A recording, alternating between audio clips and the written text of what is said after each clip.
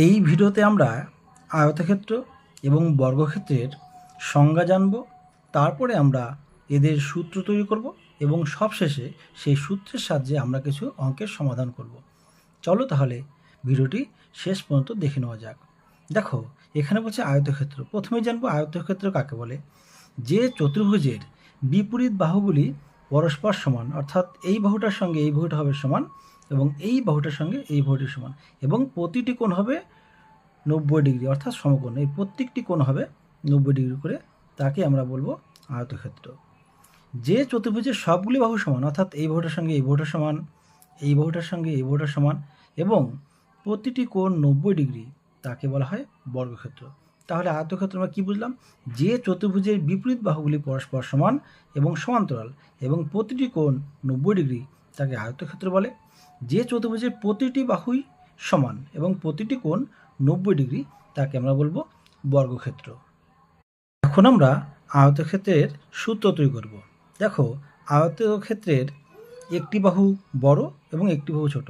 যে বাহুটি বড় তাকে বলা হয় দৈর্ঘ্য, যে বাহুটি ছোট তাকে বলা হয় প্রস্থ। সুতরাং এটি দৈর্ঘ্য হবে, এটি প্রস্থ হবে। এখন আমরা এই আয়তক্ষেত্রের পরিসীমা নির্ণয় করব। আয়তক্ষেত্রের পরিসীমা বলতে আমাদের চারিদিকটা যোগ করতে হবে, তাহলেই আমরা পরিসীমা পেয়ে যাব। তাহলে দেখো, চারিদিকে যদি যোগ করি, এখানে দৈর্ঘ্য আছে, দৈর্ঘ্য লিখে দিলাম। এখানে প্রস্থ, আমরা প্রস্থ লিখে দিলাম। এটাও দৈর্ঘ্য, দৈর্ঘ্য লিখে দিলাম। এটাও প্রস্থ, আমরা প্রস্থ লিখে দিলাম। আমরা কি করলাম? চারদিকটা যোগ করলাম। দেখো, চারদিকটা যখন যোগ করব তখন আমরা পেয়ে যাব দৈর্ঘ্য 2টা এবং প্রস্থ 2টা। তাহলে আমরা লিখতে পারি 2টা দৈর্ঘ্য যোগ 2টা প্রস্থ। এখন এই 2 আমরা কমন নিয়ে নেব, তাহলে থাকবে 2 ইন্টু দৈর্ঘ্য প্লাস প্রস্থ। তাহলে আমরা পেয়ে গেলাম আয়তক্ষেত্রের পরিসীমা সমান সমান 2 ইন্টু দৈর্ঘ্য প্লাস প্রস্থ। এখন আমরা ক্ষেত্রফলের ফর্মুলা বের করব। ক্ষেত্রফল মানে পাশাপাশি দুটি বাহুর গুণফল, অর্থাৎ এই বাহুটার সঙ্গে এই বাহুটা গুণ করতে হবে, না হলে এই বাহুটার সঙ্গে এই বাহুটা গুণ করতে হবে। তাহলে দেখো, এই বাহুটার সঙ্গে যদি এই বাহুটা গুণ করি, তাহলে আমাদের কি হবে? দৈর্ঘ্য গুণ প্রস্থ। তাহলে আমরা পেয়ে গেলাম আয়তক্ষেত্রের ক্ষেত্রফল সমান সমান দৈর্ঘ্য গুণ প্রস্থ। আমরা এখন এই বর্গক্ষেত্রটির সূত্র তৈরি করব। বর্গক্ষেত্রে যেহেতু প্রতিটি বাহু সমান, তাই একে দৈর্ঘ্য প্রস্থ না বলে শুধু বাহু বলা হয়। ঠিক একইভাবে বর্গক্ষেত্রের পরিসীমা কী হবে? চারদিকেটা যোগ করতে হবে। যদি আমরা চারদিকে যোগ করি, তাহলে বাহু হবে 4টা। বাহু যোগ বাহু যোগ বাহু যোগ বাহু। তাহলে কয়টা বাহু আছে এখানে? 4টা বাহু। তাহলে আমরা লিখতে পারি 4 গুণ বাহু। তাহলে আমরা পেয়ে গেলাম বর্গক্ষেত্রের পরিসীমা সমান সমান 4 ইন্টু বাহু। এবার আমরা ক্ষেত্রফল বের করব। ক্ষেত্রফল মানে কি? পাশাপাশি যে কোনো দুটো বাহুর গুণফল। তাহলে আমরা এই বাহুটাও এই বাহুটা গুণ করব, তাহলে কি পাবো? বাহু গুণ বাহু, অর্থাৎ বাহু স্কোয়ার। তাহলে বর্গক্ষেত্রের ক্ষেত্রফল সমান সমান বাহু স্কোয়ার। এখন সেই সূত্রের সাহায্যে কিছু অঙ্কের সমাধান দেখে নিই। এখানে বলছে একটি আয়তক্ষেত্রের দৈর্ঘ্য 12 সেমি এবং প্রস্থ 8 সেমি, তাহলে পরিসীমা এবং ক্ষেত্রফল কত? তাহলে দেখো, বলা আছে দৈর্ঘ্য 12 সেমি, আমরা লিখে নিলাম। প্রস্থ বলছে 8 সেমি, আমরা লিখে নিলাম। এখন বলছে দেখো পরিসীমা। তাহলে আমরা পরিসীমা মানে কি জানতাম? পরিসীমা মানে আমরা জানি 2 ইন্টু দৈর্ঘ্য প্লাস প্রস্থ। এখন আমরা দৈর্ঘ্য প্রস্থের মান বসিয়ে দেবো। 2 বাইরে থাকছে, দৈর্ঘ্য হচ্ছে আমাদের 12, প্রস্থ হচ্ছে 8। তাহলে 2 ইন্টু 12 এবং 8 যোগ করলে হয় 20। তাহলে 2 ইন্টু 20 সমান সমান 40। তাহলে আমরা পেয়ে গেলাম আয়তক্ষেত্রটির পরিসীমা 40 সেমি। এখন কি চাইছে? চাইছে ক্ষেত্রফল। ঠিক একইভাবে আমরা ক্ষেত্রফল লিখব। ক্ষেত্রফলের ফর্মুলা আমরা কি জানি? আমরা দেখলাম ক্ষেত্রফলের ফর্মুলা দৈর্ঘ্য ইন্টু প্রস্থ। এখন দেখো, দৈর্ঘ্য বলা আছে 12, লিখে দিলাম। প্রস্থ বলা আছে 8, আমরা 8 লিখে দিলাম। এই দুটো এখন গুণ করব, 8 এবং 12 গুণ করলে হয় 96। তাহলে আমরা পেয়ে গেলাম আয়তক্ষেত্রটির ক্ষেত্রফল 96 এবং এর একক হবে বর্গ সেমি। এই অঙ্কটিতে বলছে একটি আয়তাকার ক্ষেত্রের পরিসীমা 50 সেমি এবং দৈর্ঘ্য 15 সেমি, তাহলে প্রস্থ কত? তাহলে এই আয়তক্ষেত্রটির কী দেওয়া আছে? দৈর্ঘ্য দেওয়া আছে 15, তো আমরা লিখে নিলাম দৈর্ঘ্য 15 সেমি। যেহেতু প্রস্থ দেওয়া নেই, আমরা প্রস্থ এক্স ধরে নেব। তাহলে লিখলাম ধরি আয়তক্ষেত্রটির প্রস্থ সমান সমান এক্স সেমি। আমাদের দৈর্ঘ্য দেওয়া ছিল 15 সেমি, আমরা 15 সেমি লিখে নিলাম। এখন দেখো এখানে কি দেওয়া আছে? পরিসীমা। তাহলে আমরা এখন কি করব? এই দৈর্ঘ্য প্রস্থের সাহায্যে আমরা যে সূত্র জানি পরিসীমা, সেই পরিসীমার সূত্র লিখে নেব। তাহলে আমরা জানি পরিসীমা সমান সমান 2 ইন্টু দৈর্ঘ্য প্লাস প্রস্থ। দেখো 2 ইন্টু দৈর্ঘ্য কত? দৈর্ঘ্য বলেছে 15, প্লাস প্রস্থ কত? আমরা এক্স ধরেছিলাম। তাহলে আমরা পেয়ে গেলাম পরিসীমা 2 ইন্টু 15 যোগ এক্স সেমি। কিন্তু এখানে বলা আছে 50 সেমি। এখন আমরা দুটোকে সমান করব। অতএব শর্তানুসারে আমাদের পরিসীমা হচ্ছে 2 ইন্টু 15 প্লাস এক্স সমান সমান, এখানে বলা আছে 50। এই দুটোকে আমরা সমান করে দেবো। এখন দেখো 2 এবং 50 কেটে যাবে, হবে 25। তাহলে এদিকে থাকছে আমাদের 15 যোগ এক্স, ওদিকে থাকছে 25। এখন আমরা শুধু এক্সটাকেই বাদিকে রাখবো, বাকিগুলোকে আমরা ডান দিকে নিয়ে যাব। ডান দিকে 25 ছিল, 25 লিখে দিলাম। এই 15 এবং এক্সের মাঝখানে যোগ ছিল, ওদিকে গেলে বিয়োগ হয়ে যাবে। বিয়োগ 15, বিয়োগ করলে কত হয়? 10। তাহলে আমরা এক্সের মান পেয়ে গেলাম 10। তাহলে আমাদের চাইছিল প্রস্থ কত? আমরা প্রস্থ ধরেছিলাম এক্স, সেই এক্সের মান কত আসছে? 10। তাহলে আমাদের প্রস্থ বেরিয়ে গেল। অঙ্কটিতে বলছে একটি আয়তক্ষেত্রের ক্ষেত্রফল 96 বর্গ সেমি এবং প্রস্থ 8 সেমি, তাহলে দৈর্ঘ্য এবং পরিসীমা কত? তাহলে এই আয়তক্ষেত্রটি আমাদের প্রস্থ দেওয়া আছে 8 সেমি, যেহেতু দৈর্ঘ্য দেওয়া নেই, আমরা দৈর্ঘ্য ধরে নেব এক্স সেমি। তাহলে ধরি দৈর্ঘ্য সমান সমান এক্স সেমি, আমাদের প্রস্থ দেওয়া আছে 8 সেমি, লিখে নিলাম প্রস্থ সমান সমান 8 সেমি। এখন দেখো এখানে ক্ষেত্রফল বলা আছে, ঠিক আগের মতোই আমরা এখানে এখন ক্ষেত্রফল বের করব। তাহলে আমরা ক্ষেত্রফল বের করব। তো ক্ষেত্রফলের ফর্মুলা লিখব। ক্ষেত্রফলের ফর্মুলা হচ্ছে দৈর্ঘ্য গুণ প্রস্থ। দৈর্ঘ্য হচ্ছে এক্স, প্রস্থ হচ্ছে 8। তাহলে আমরা পেয়ে গেলাম এক্স ইন্টু 8 বর্গ সেমি। তাহলে দেখো আমাদের ক্ষেত্রফল এক্স ইন্টু 8 বর্গ সেমি, কিন্তু এখানে বলা আছে 96 বর্গ সেমি। আমরা এই দুটাকে এখন সমান করে দেবো। অতএব শর্তানুসারে এক্স গুণ 8 সমান সমান 96 সেমি। এখন দেখো 8 এবং 96 কেটে গেলে হবে 12। তাহলে আমরা পেয়ে গেলাম এক্স সমান সমান 12 সেমি। আমরা এক্সটা কী ধরেছিলাম? দৈর্ঘ্য। তাহলে আমরা পেয়ে গেলাম আয়তক্ষেত্রটির দৈর্ঘ্য হচ্ছে 12 সেমি। আর কি চাইছে? বলছে পরিসীমা কত। এখন আমরা পরিসীমা বের করব। তাহলে পরিসীমা লিখছি। পরিসীমার ফর্মুলা হচ্ছে 2 ইন্টু দৈর্ঘ্য প্লাস প্রস্থ। তাহলে এখানে 2 ইন্টু দৈর্ঘ্য আমরা জানি কত, এখন দৈর্ঘ্য জানি হচ্ছে আমরা 12 সেমি, প্রস্থ হচ্ছে আমাদের 8 সেমি। এখন এটা আমরা হিসাব করব। দেখো 8 এবং 12 যোগ করলে হয় 20, তাহলে 2 ইন্টু 20 সমান সমান হচ্ছে 40 সেমি।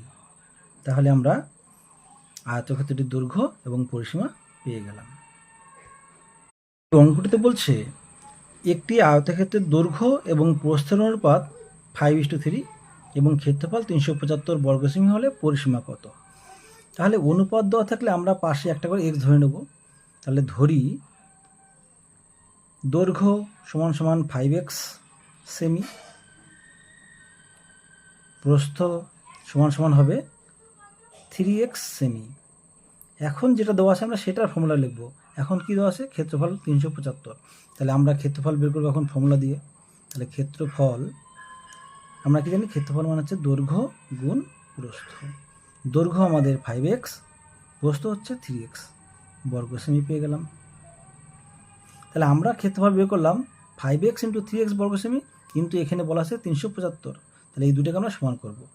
অতএব শর্তানুসারে 5x ইন্টু 3x সমান সমান 375। এখন আমরা এই 5 দিয়ে কাটবো এটাকে, 5 সাথে 35, থাকছে 2, 2 এ 5 25, 5 5 25, এই 3 দিয়ে আবার 75কে কেটে যাবে, 3 25 75। তাহলে আমাদের বাঁদিকে থাকছে এক্স গুণ এক্স সমান সমান 25।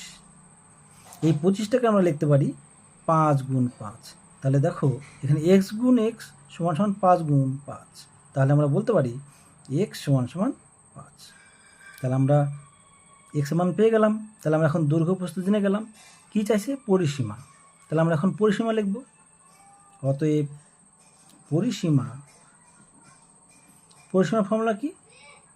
2 ইন্টু দৈর্ঘ্য প্লাস প্রস্থ।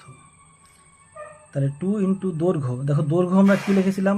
5x, তাহলে 5x লিখেই দিই এখন, প্লাস প্রস্থ কত? প্রস্থ হচ্ছে আমাদের 3x, তাহলে হয় 2 ইন্টু 5 আর 3x কত হয়? 8x। এখন আমরা এখানে x মান বসিয়ে দেবো, 2 ইন্টু 8 ইন্টু এক্স মানে আমরা জানি 5, বসিয়ে দিলাম। দেখো 5 গুণ 2 হচ্ছে 10 গুণ 8 সমান সমান 80 বর্গ হবে না, সেমি হবে শুধু, যেহেতু পরিসীমা। তাহলে আমরা পেয়ে গেলাম আয়তক্ষেত্রটির পরিসীমা 80 সেমি। কুটিতে বলছে একটি বর্গক্ষেত্রের বাহুর দৈর্ঘ্য 9 সেমি হলে পরিসীমা এবং ক্ষেত্রফল কত? তাহলে এই বর্গক্ষেত্রটির বাহুর দৈর্ঘ্য দেওয়া আছে 9 সেমি, মানে প্রতিটি 9 সেমি করে। এখন চাইছে কি? পরিসীমা। তাহলে আমরা পরিসীমা লিখব। তাহলে বর্গক্ষেত্রের পরিসীমা ফর্মুলা কি জানি আমরা? 4 ইন্টু বাহু। তাহলে 4 ইন্টু বাহু কত? 9। তাহলে 9 দিয়ে গুণ করলে কত হয়? 4 9 36, তাহলে 36 সেমি। আমরা পরিসীমা পেয়ে গেলাম 36 সেমি। আর কি চাইছে? চাইছে ক্ষেত্রফল। তাহলে লিখব ক্ষেত্রফল। ক্ষেত্রফলের ফর্মুলা হচ্ছে বাহু স্কোয়ার, অর্থাৎ বাহু গুণ বাহু। তাহলে আমরা বাহু কত জানি? 9, তাহলে 9 গুণ 9 গুণ করলে হয় 81, তাহলে হলো 81 বর্গ সেমি। তাহলে আমরা পরিসীমা এবং ক্ষেত্রফল দুটি বের করলাম। এই অঙ্কটিতে বলছে একটি বর্গক্ষেত্রের পরিসীমা 48 সেমি হলে বাহুর দৈর্ঘ্য এবং ক্ষেত্রফল কত? তো বাহুর দৈর্ঘ্য দেওয়া থাকুক বা না থাকুক, আমাদের বাহুর দৈর্ঘ্য কিন্তু লাগবেই। যেহেতু এখানে দেওয়া নেই, তাহলে আমরা ধরে নেব। তাহলে ধরি বাহুর দৈর্ঘ্য সমান সমান x সেমি। এখন এখানে যেটা দেওয়া আছে আমরা সেটা বের করবো। কি দেওয়া আছে? পরিসীমা। তাহলে আমরা এখন পরিসীমা বের করব। পরিসীমা সমান সমান আমরা কি জানি? 4 ইন্টু বাহু। তাহলে 4 ইন্টু বাহু কত? x। তাহলে আমাদের হিসাবে পরিসীমা হচ্ছে 4x, আর এখানে বলা আছে 48। এই দুটোকে আমরা সমান করব। অতএব শর্ত অনুসারে 4x সমান সমান 48। এই দেখো 4 এবং 48 কেটে যাবে, হবে 12। তাহলে আমরা পেয়ে গেলাম x সমান সমান 12। তাহলে x মানে কি? বাহুর দৈর্ঘ্য। তাহলে আমরা বাহুর দৈর্ঘ্য পেয়ে গেলাম 12 সেমি। আর কি চাইছে? ক্ষেত্রফল কত? তাহলে আমরা ক্ষেত্রফল লিখি। ক্ষেত্রফল সমান সমান কি জানি আমরা? বাহু হোল স্কোয়ার, বা বাহু গুণ বাহু। এখন আমরা বাহু মানে কত জানি? 12, 12 বসিয়ে দিলাম, এটাও 12, 12 12 গুণ করলে কত হয়? 144, তাহলে 144 বর্গ সেমি। এই অঙ্কটিতে বলছে একটি বর্গক্ষেত্রের ক্ষেত্রফল 144 বর্গ সেমি হলে বাহুর দৈর্ঘ্য এবং পরিসীমা কত? তো বাহুর দৈর্ঘ্য আমরা ধরে নেব। ধরি বাহুর দৈর্ঘ্য সমান সমান x সেমি। এখন এখানে দেখো ক্ষেত্রফল দেওয়া আছে, তাহলে আমরা এখন ক্ষেত্রফল বের করব। তাহলে ক্ষেত্রফল এর ফর্মুলা হচ্ছে বাহু স্কোয়ার, মানে বাহু গুণ বাহু, মানে x গুণ x বর্গ সেমি। তাহলে আমরা বর্গক্ষেত্রের ক্ষেত্রফল জেনে গেলাম x গুণ x বর্গ সেমি। এখানে বলা আছে 144, এই দুটোকে আমরা সমান করব।